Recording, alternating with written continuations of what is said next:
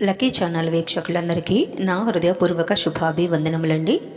ఈరోజు దేవుని వాగ్దానము యోహాను వ్రాసిన మొదటి పత్రికలో నుంచి 4వ అధ్యాయంలో 17వ చరణము.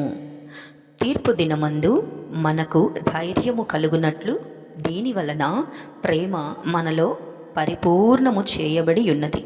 ఏలయనగా ఆయన ఎట్టివాడై ఉన్నాడో మనము కూడా ఈ లోకములో అట్టివారమై ఉన్నాము.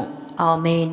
ఈ వాగ్దానము నమ్మి విశ్వసించిన మీ ఆత్మకు దేవుని కృప తోడైయుండి నడిపించునుగాక.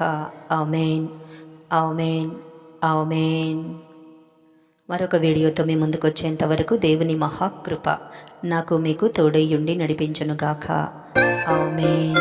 Praise the lord.